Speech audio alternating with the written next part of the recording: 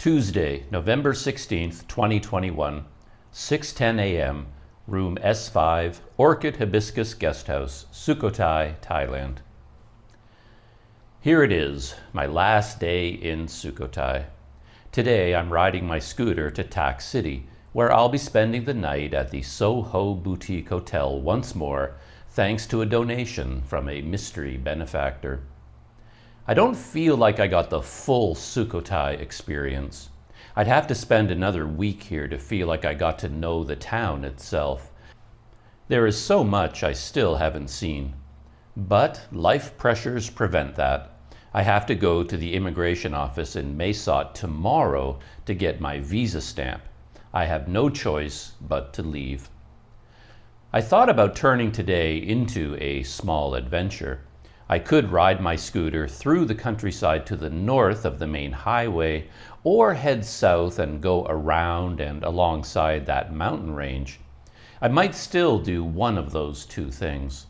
However, it's pretty clear that I wouldn't be able to find the time to work with any video that I shot on those trips. I suppose I could turn it into a relive experience and nothing more. I'll go over some maps and make a decision over breakfast. The alternative, and what I'm leaning toward, is to simply ride straight to Tak City down the main highway. That would conserve both time and energy, and I need as much as possible of those to catch up on my video projects. Plus, this is supposed to be my last month at the Green Guesthouse in Mae Sot. It seems impossible now, but the plan is to return to Mae Sot, pack up, and get right back on the scooter and head to the north of Thailand for more of an extended trip. And I am not nearly ready to do that. I have a lot of things to do in Mae Sot before I can leave. Though, to be honest, it doesn't have to take a lot of time. My main task is to sort through all of my gear and decide what I'm taking with me and what I'm going to do with everything else. And then it will be a big surprise to see if I can fit my entire take with me pile into the backpack and then lift it off the ground. As I've learned in the past, the stuff you bring with you tends to multiply on the final day. You think you are bringing next to nothing, and your backpack will be pleasingly empty and light, but at the last minute, stuff shows up out of seemingly nowhere, and all this seemingly extra stuff puts you over the edge. That's what annoys me about the standard "what I'm bringing with me" YouTube video that everyone posts. They generally present a carefully curated selection of gear that was laid out and organized days in advance of their departure. But this selection doesn't contain all the stuff that will also go into the backpack at the last minute. I'm thinking of the toiletry kit that is still hanging in the bathroom, the towel, the extra pair of shoes, the power bar and chargers, and a ton of other items that are still in use in the home. All that stuff can sometimes double what you bring with you. 3 days before your departure, it feels like your backpack will be half empty. But on the day you actually leave, the backpack is suddenly full to bursting. A few days ago, I finally created the Planet Doug behind the scenes YouTube channel. I haven't told anyone about it. It's just sitting there on YouTube, kind of hidden. I posted the first 3 video journals. The very first video is pretty standard journal stuff about my days. The second video contains the gecko in my shorts story, which quite amuses me. And the third entry consists of only the story of losing and then trying to find the micro SD card. I like that journal entry the best, and it probably represents my ideal for what I want this channel to be about. I'd still like to create a Planet Doug website. I haven't done so yet simply because I haven't been able to find the time or summon the energy to do it. And it annoys me that the .com URL is already taken by some idiot that isn't even using it. So I have to choose another top-level domain, and I don't know which one to choose. Plus, to be honest, I'm reluctant to spend the money. I'm still paying for all my various domains and for the web hosting, and I don't have any time to do anything with it. I still have the Doug Nienhuis domain name, and I don't use it either. The smart move would probably be to use dougnienhuis.com for my main website and not bother with creating a Planet Doug website. But I like things to match. I always like to complete the set and keep things organized. I'll probably end up using planetdoug.co. That appears to be the most popular top-level domain if the .com is already taken. It is actually the country code for Colombia, but it just became a major domain by accident since it is so close to .com and it rolls off the tongue nicely. I'm hoping to arrive in Tac City at the SOHO early today, and then I will spend some time this afternoon recording the next set of journals. One thing I like about the video journals is that very little time is required to edit them. I don't add any title cards or have to do much of anything at all. I simply record the journal, and then I listen to the video once to catch any mistakes I made, and then I export it and post it, and I'm done. It's so fast. If it wasn't fast, I wouldn't do it. I'm hoping to catch up to real time eventually, and perhaps I can set up a routine where I post the video journals once a week at a regular time. Or I can do it even close to real time. We'll see. I ended up being quite happy yesterday that I changed my plans and did not go to the other historical park. That would have been too much for me to handle. I was too tired and too worn out from all the temple explorations I'd done here in Sukhothai and previously in Gampangpet. I just pictured myself arriving at this third historical park and being somewhat overwhelmed at the sight of dozens more temple ruins, none of which would be markedly different from the ones I'd already seen. Instead of doing that, I dedicated the day to tracking down the famous Sukhothai noodles. In an unusual twist, I used the internet to find a local restaurant that was famous for its Sukhothai noodles. I would normally just go to any local restaurant that I stumbled across, but I decided to go to a famous place. I got the name of a restaurant from a food website. It was called Ta Poi Noodle, and this place was located about 10 kilometers away, just on the outskirts of the new city of Sukhothai. Since I had the scooter, it was easy to get there, and I figured that I could get gas along the way. And I could stop off at the computer and camera stores I knew about along that road. Riding there was pretty easy. It was just a straight shot along Highway 12. I knew that I had to travel just 10 kilometers, and the restaurant was right across the road from one of those giant PTT gas station complexes. I filled the tank on my scooter for 80 baht at the station. I gave the gas station attendant my usual 20 baht tip, and then I did a quick U-turn to cross the highway and go to the restaurant. It was an interesting place. I'm not sure if they were all connected, but there was a restaurant, plus a kind of vintage coffee shop, and another vintage shop. This third place looked like a junk store. They had a big parking area out back that ended at a kind of swamp. The whole place had an interesting vibe. The restaurant itself was basic in tone. It wasn't a high-end fancy restaurant, and that pleased me. But it also surprised me. For some reason, I was expecting a fancy spot. But this was more of a busy local lunch stop. There was nothing in English anywhere. I didn't even see a menu at all. I was hoping that there would be a big picture of Sukhothai noodles and I could just point at the picture to place my order, but there was nothing like that. However, I've been developing a new technique to deal with these situations. I simply walked up to a table of Thai people and asked them for help. I simply spoke to the table at large in English, and then I scanned the faces to see if anyone looked like they understood me. And a woman on my left responded in very good English, and I asked her my questions about this restaurant and whether they served Sukhothai noodles. And then I asked her if she'd mind helping me place an order for a simple standard bowl of these famous noodles. This woman helped me with that, and then I found a place to sit down. The restaurant was busy, and it took a few minutes for my noodles to arrive. I was surprised about that as well, because my experience at these places is normally that you get your food almost instantly. The food can arrive so fast that I usually wish I had more time to relax and anticipate it.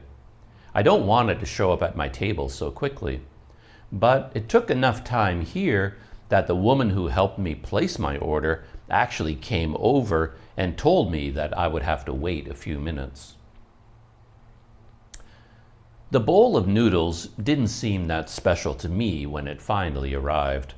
I suppose a noodle expert could tell me a dozen ways in which this bowl of noodles was perfection itself, but to me it seemed like some noodles and nothing special. And the bowl itself was quite small. I was shooting video on my GoPro at the time, and I commented in the video that I could have 3 or 4 of these bowls without much trouble. It was that small. It was definitely tasty, and I'd go back and have those noodles again if I had the chance. There was nothing wrong with them, but I didn't think there was anything special about them either. And the bowl cost only 40 baht, which is about $1.20 US. While I was leaving the restaurant, I was reflecting that I might as well have just stayed inside old Sukhothai and had noodles at any restaurant there. But since I was on the road, I stopped off at a Big C shopping center to visit a big camera outlet. I was thinking that if I ever saw a 512 gigabyte micro SD card somewhere in a good store, I'd buy one. But this big camera outlet wasn't a particularly big one. They had some good cameras in the window, and I got to drool over an Olympus OMD EM5 Mark III and a Canon G7X Mark III. And I got to see my first DJI Action 2 in the wild. But they didn't have much gear overall. I thought I might even spend the money to get a 4th GoPro Hero 9 battery, but they didn't have any. They only sold Hero 7 batteries, which was kind of weird, and it is a good indicator of how poorly stocked they were. Who still stocks Hero 7 batteries? I thought about extending my small adventures by going to some cafes in old Sukhothai and wandering up and down the streets, and I would have done it, except that I don't really have the time to edit any new video. I have to get caught up with editing old video while getting ready for my trip to the north. And there's now the sense that my departure from Thailand is looming. I think this visa stamp that I'm picking up today could be my last, and I have no idea what is going to happen next in my life. It depends on what countries may or may not be open to foreign visitors in January of 2022. As far as pop culture goes, I'm watching a few TV shows. Perhaps the most interesting of my current shows is something called Invasion. I don't think this show has a very good reputation. Critics were particularly disappointed in the resolution of the story. Apparently, it remains frustratingly vague all the way to the end. It promises and hints at much, but then it just doesn't deliver. And I'm worried about that. I really don't like stories that remain open-ended and unexplained, particularly when much of the narrative drive of the series was predicated on this sense of mystery and trying to figure out what is going on. when the tension and suspense in your entire show comes from trying to understand all the weird things going on around you, it comes as a big letdown when the series ends without providing any answers. To an extent, I don't mind. I don't need all my movies and TV shows to have a perfect ending, all wrapped up with a nice bow. Open-ended, non-endings are fine with me, but there is a certain type of show that requires clear answers, and I think Invasion is one of them. Hopefully, I'm not too disappointed by the ending. I also watched the movie Finch. It fits nicely with my interest in post-apocalyptic survival tales, plus it has a robot. And I hate to criticize the movie. In many ways, it is exactly the kind of movie that I would approve of. It quite deliberately does the opposite of what you would normally expect a movie like this to do. It nods at the standard and expected tropes and plot lines. It hints that they are there, but then it simply ignores them and focuses instead on the core emotional storyline. And I get it, I understand it, and I kind of approve of it and like it. As a movie, it has actually stuck around in my head precisely because it is so unusual in its approach. But at the same time, it's difficult to ignore that nothing really happens. There is no story, and it is extremely grim and sad, and it is also a bit pointless and lightweight. The stakes are very low. Basically, the main character, as played by Tom Hanks, is a technology genius. He happens to survive the apocalypse, and he is living in a devastated world, and he is dying. And for reasons we eventually learn about, he is passionate about his dog being cared for after he dies. So he builds a robot whose sole purpose is to take care of the dog. And to be honest, the whole thing ends up feeling a bit ridiculous. This robot is an extraordinary accomplishment. It is a true AI. It is a learning AI.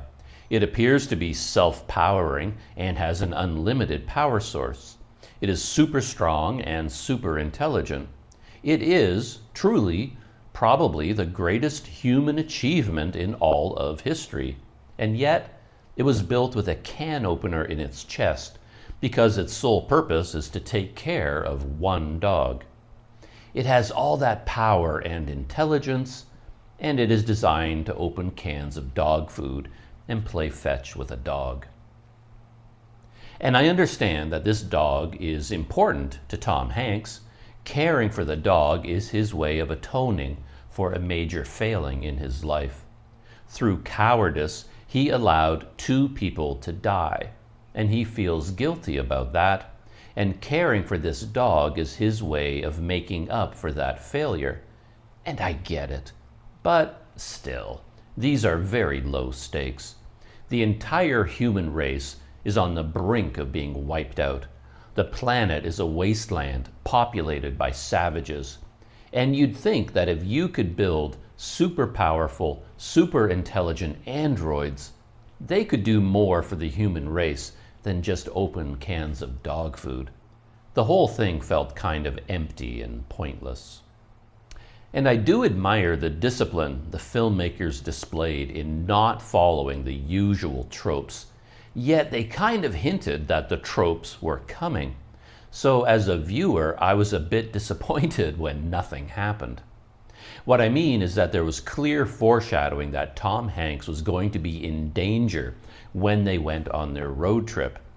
He hints that people are starving and have resorted to the usual crime and savagery that you always see in post-apocalyptic movies. And there was clear foreshadowing that the robot, being super powerful, was going to save him from the bad guys. How could it be otherwise?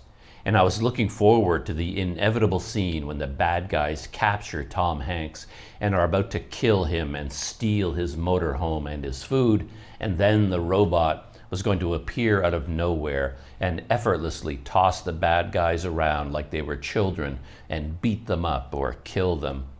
But this never happens. There is one scene where the bad guys were chasing them, but Tom Hanks manages to hide his RV with the help of the super strong robot, and then the bad guys never find them. And they never make another appearance. Basically, I kept waiting for the actual movie to start. Everything was building up to the moment when the plot would kick in, but it never did. The plot never happened. The movie never really started. Tom Hanks was dying, and then he died. And the robot started feeding the dog. And there was a tiny bit of a hopeful theme and a promise for the future as the robot and the dog were standing on the Golden Gate Bridge and seeing photographs and messages from other survivors. But that was about it. It was a very unsatisfying movie. Thursday, November 18th, 2021, 7:21 a.m., Green Guest House, Mae Sot, Thailand. I'm back at the Green Guest House. I wasn't gone that long, truth be told, but it feels like it was a long time. It was long enough that, in the dark, during the night, I couldn't even remember which button on the remote turned the air conditioner off and on. I'd been using other remotes for so many days that I lost the muscle memory for operating this one.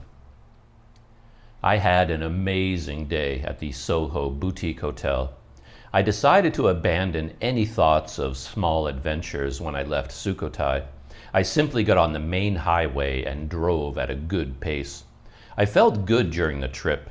I'd had a good final day. It was a relaxing day, and that led into a good night. I felt rested in the morning, and I enjoyed my last breakfast at the Orchid Hibiscus. I packed up and checked out and hit the road fairly early, but not uncomfortably early. And with the relatively short distance I needed to cover, I got to the SOHO before noon. I thought about hanging out in a coffee shop somewhere until the check-in time of 2 p.m. However, I decided to take a chance on getting an early check-in, and I was so glad I did. When I got to the SOHO, there was a convenient parking spot for my scooter right at the entrance. That was a good omen. And then when I walked into the lobby, the woman at the registration desk didn't even need to speak to me.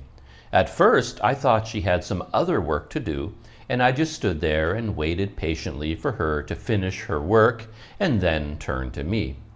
And then I was fully prepared to be told that it was too early to check in and that I'd have to come back in 2 hours. But when the woman eventually looked up at me, she simply handed me the key to my room. She had recognized me as I walked into the lobby from my previous visits, and she immediately started registering me. As she explained to me, they already had all my information in their computer, so I didn't need to show my passport or fill out any forms. And that made so much sense. I wish more businesses had that kind of common sense. And she not only allowed me to check in 2 hours early, she upgraded my room to a much nicer room with a corner balcony. Once again, I kept thinking that I must be living someone else's life. Good things keep happening lately, and I'm not accustomed to life's small events flowing this smoothly or happily. I was singing a song and dancing as I went to my room and started unpacking. The room wasn't drastically different to my other rooms at the SOHO, but it clearly was a step up. The furnishings were nicer. It had certain items that the other rooms lacked.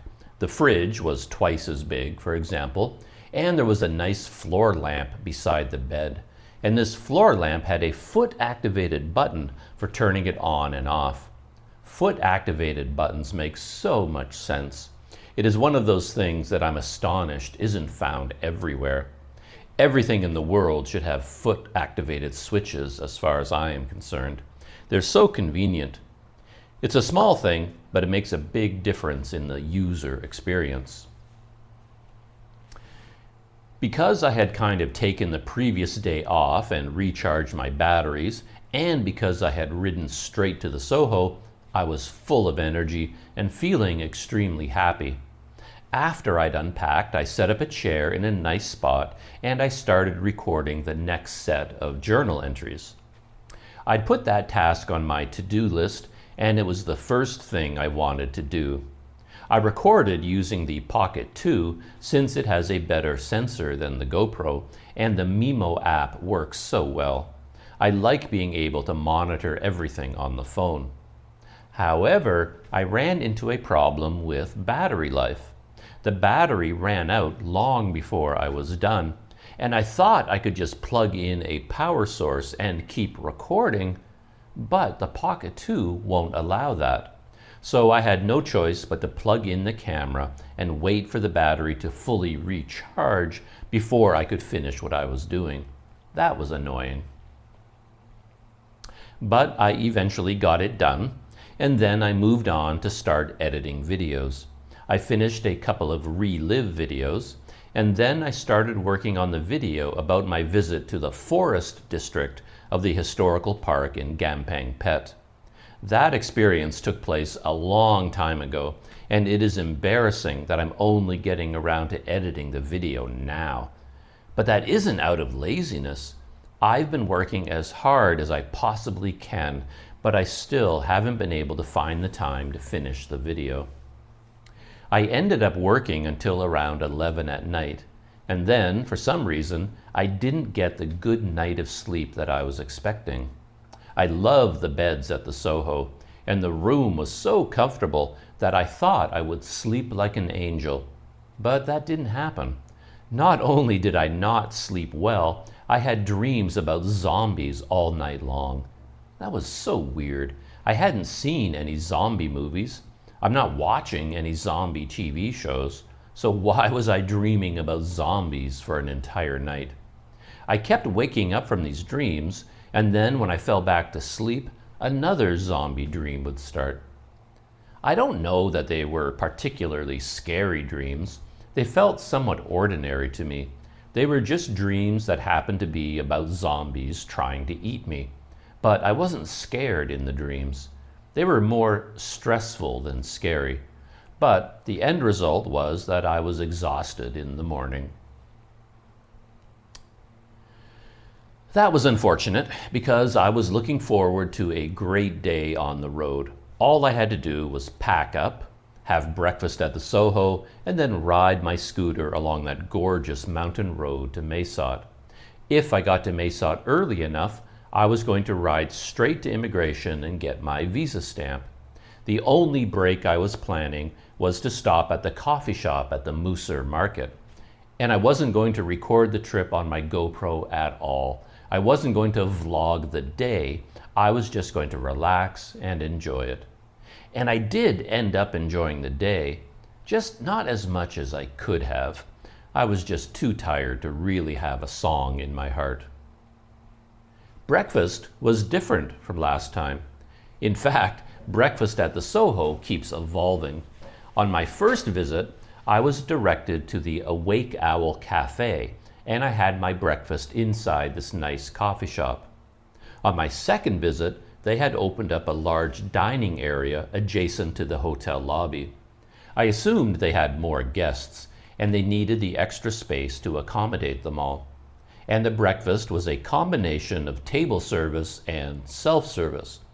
I could choose the main dishes from a menu, and then I could help myself to drinks and toast and a couple of other items from a buffet. But on this visit, they had gone full buffet. There was no more table service or menus at all. All guests served themselves from a wide selection of food and drinks available at various tables and counters. To be honest, I actually preferred the table service. It was nice to sit down and have a meal brought to me. The experts always choose better food and arrange it better than I do on my own. And getting my own food was a little bit more complicated and required a bit more energy. I found myself getting the wrong things, forgetting things, and getting up and down from my table a lot. Part of it was probably because I was so tired and forgetful and clumsy because of that. The situation wasn't helped by the new policy that all guests had to put on plastic gloves. They gave me a pair of these gloves at the entrance. I assume this was because we now all had to serve ourselves and people would be nervous about other people handling the cutlery and other items. Now that I think about it though, I'm not sure that it was mandatory. At the time, I just assumed it was. I guess I just instinctively treat all these safety precautions as mandates. But the box of gloves was simply offered to me. It wasn't like 3 armed men held me down and forced me to put them on. But I thought it was required and I put them on. It wasn't easy, that's for sure. My fingers just stuck to the plastic and I couldn't get them to go all the way into the finger parts. And the plastic was slippery on the outside. I had to be very careful to hold cups and plates from the bottom. If I tried to hold them on the side, they just slipped out of my hands. That made breakfast even more of a challenge in my fatigued zombie dream state. I felt tired as I climbed onto the scooter too. I just wanted to lean over the handlebars and take a nap. But I'm happy to say that the joy of being on the road and in the mountains took over after a short time, and I enjoyed the ride very much. The kilometers just flew by.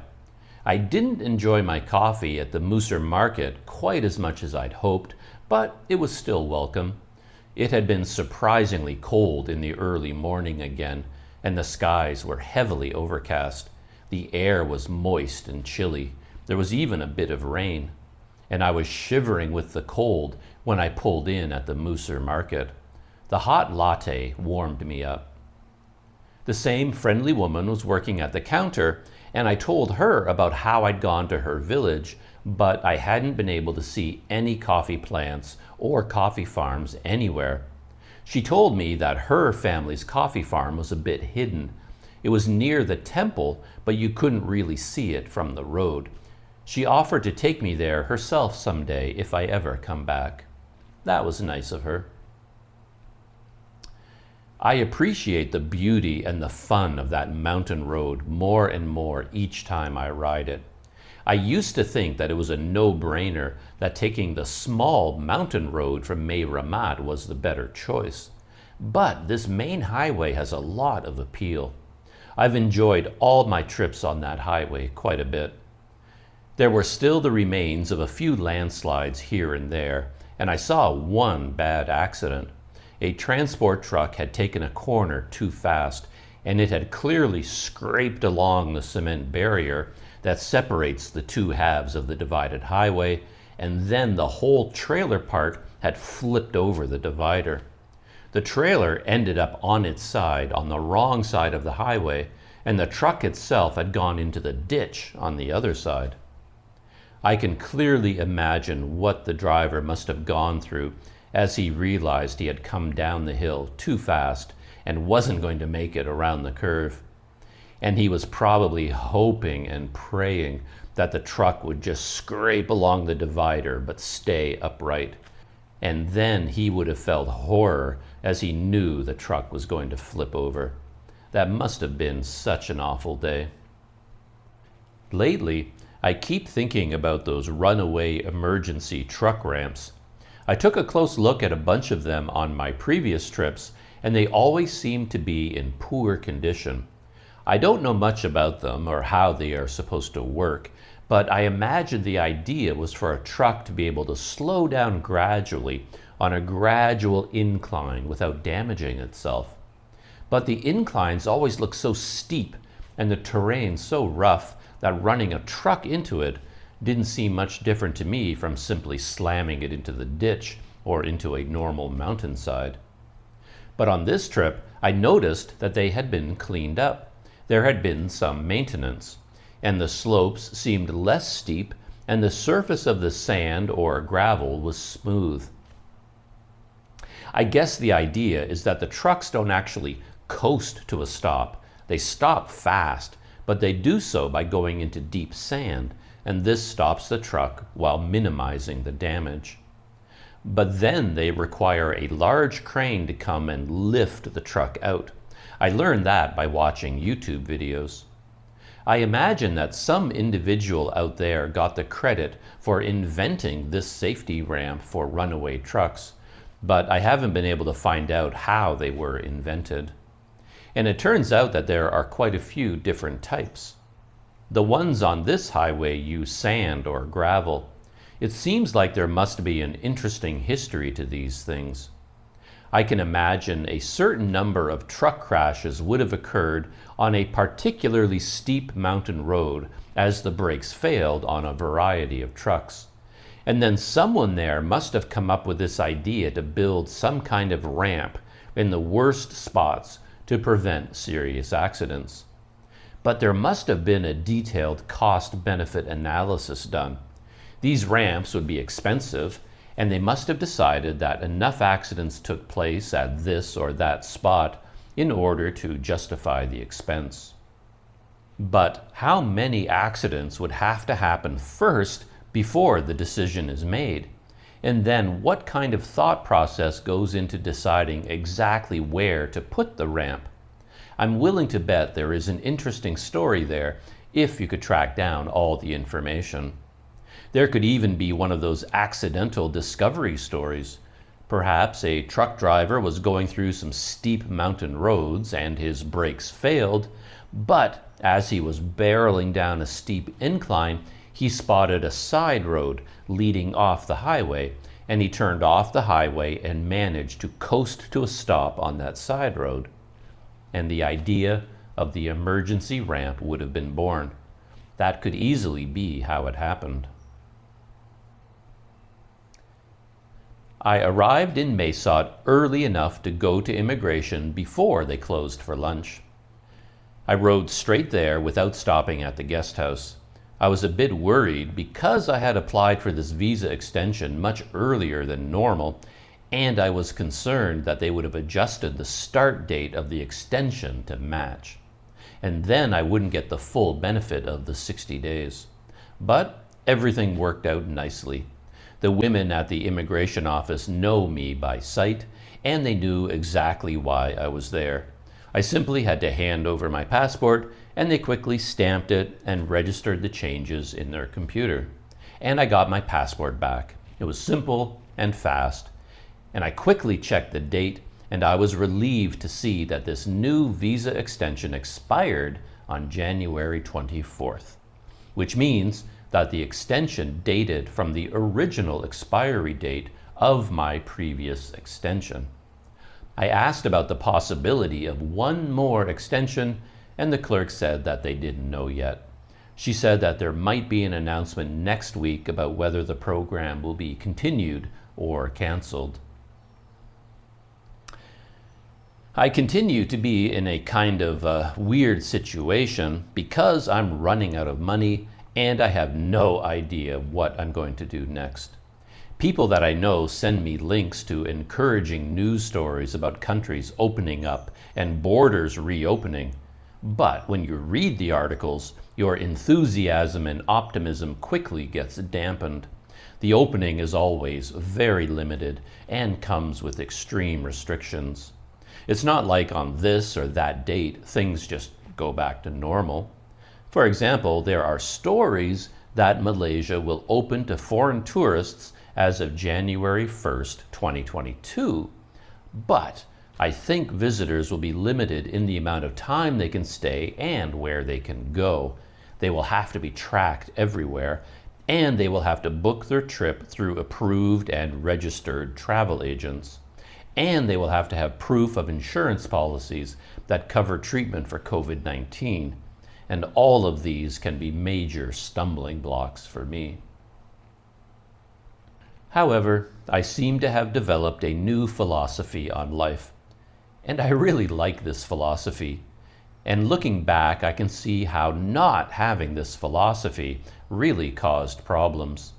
This new philosophy is a kind of relaxed one in which I simply enjoy the moment without worrying about what comes next. Just let the big picture stuff go and just live the life that is in front of you right now. I wish I'd done that in the past. I can see that I had the bad habit of always living for the future rather than living in the present. I suppose the source of this new philosophy can be seen as having a negative tone. What I mean is that at the age of 58, it's pretty clear to see that the clock is ticking. It's not like being 20 years old and imagining that you have 50 or 60 years of life ahead of you, and you have to make decisions about how to best spend those years. Heck, in 10 years, I'll be nearly 70 years old. And that's assuming I make it even close to that age, and I highly doubt that I will. Therefore, it's not like I stopped worrying about the future. It's more like I instinctively realized that I don't really even have a future anymore. My life is winding down. There is no point worrying about what the future holds when there is practically no future left. So I find that my brain is thinking more about today and the next 2 months much more than about the next 2 years. The next 2 years can take care of themselves. And this new mood is related to this idea that it's simply too late to make certain decisions, so you don't even have to think about them anymore. When you are 40 years old, you might be thinking about or worrying about the classic saving for retirement problem. But at this age, it's too late anyway. I don't have any money. I haven't saved for retirement, so that problem is taken care of. I don't have to worry about it anymore. And you can say the same thing about all the other issues that humans usually think about. Should I get married? Should I have children? What career should I choose? Should I buy a house? Where should I live? I don't think I'm a particularly normal human because I never worried much about those things anyway. I never really wanted to get married. I certainly never wanted anything to do with children. I've never been interested in owning a house or a nice car or anything like that. I never really wanted to live anywhere in particular. But at the same time, those are all normal things for a person to think about and perhaps worry about and wonder whether they made a mistake or not. At the age of 58, there are no more options like that anyway. So you don't even have to think about them, let alone stress out about them. If I wanted to own a house, I'd have had to start saving money for that 40 years ago. If I wanted a nice car, same thing. It's too late for anything like that. It's kind of a comfort when your life starts winding down. As I've often reflected, I can't think of anything more horrifying than the idea of living forever. The normal human thing is to be scared of dying and to wish for immortality. I've always been the opposite. The idea of life ending has always been a comfort for me more than anything else. It's a relief that I have no choice in the matter. This whole crazy business is going to end no matter what I do, and I love that. But to get back to the present moment, I spent the rest of yesterday working on the video about the forest district in Gampang Phet. I'm not finished it yet. I'll get back to work on it in a few minutes. I also edited the video journal that I shot in Gampang Phet a while back. I wanted to finish that so I could delete the old files and make some room on my phone. I don't want to make these journal videos into a big deal. The only way they make sense to make and post is if it takes very little time to do them. No editing at all. Just record them and then post them in real time.